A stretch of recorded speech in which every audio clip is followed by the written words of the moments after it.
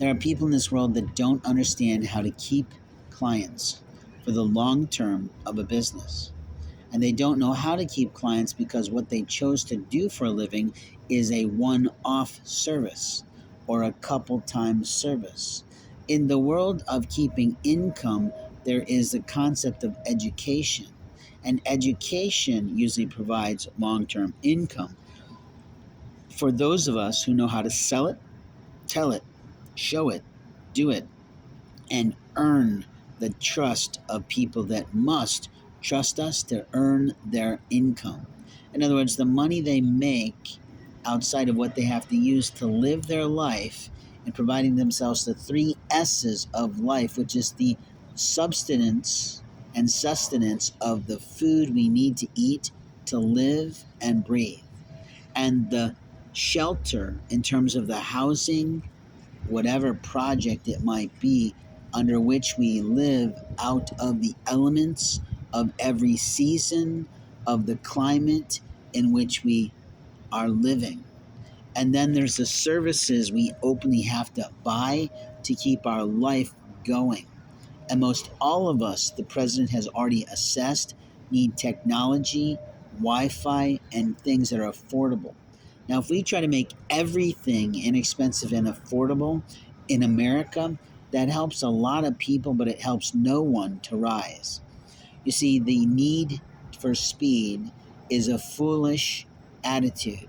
The people that want to jump into something and implement something before they've really thought it through usually don't do well. Building a business in consulting, in speaking, in authorship, in anything that is different and on the ancillary aspects of the real earnings of America takes time to plan and implement with discipline. It also takes targeting of the right markets, of the right people who can afford the services based at the current competitive market price. There's always some stupid shit who thinks they got something so unique they can sell it for millions of dollars. And maybe that's true if you're on Shark Tank, where the buyers line up to look at you and you've passed enough screenings that says you've got something worthwhile or you've got something they want to use to teach America what not to do. In other words, you're doing okay, but you're not doing well enough to really keep yourself going. And part of it is usually you, that you're not willing to sell yourself to the correct buyer is true. Anyone can sell something is sort of true and sort of untrue.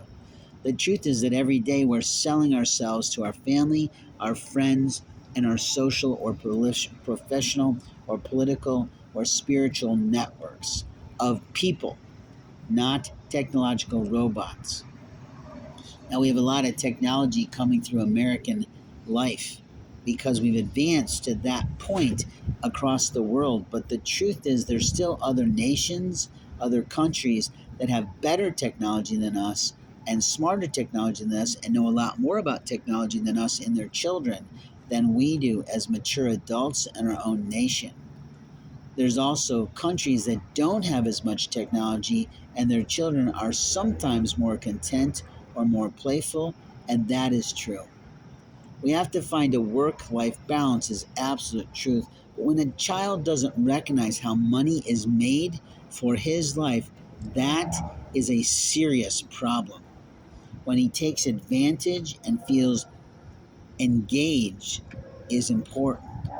But if he doesn't understand how his parents make a living, what they do to earn for the food on the table, the roof over their heads, the clothing on the back, the telephones that are being paid for, then he's a fool in America and we don't need it. It doesn't mean that every child that is foolish is a fool. It does.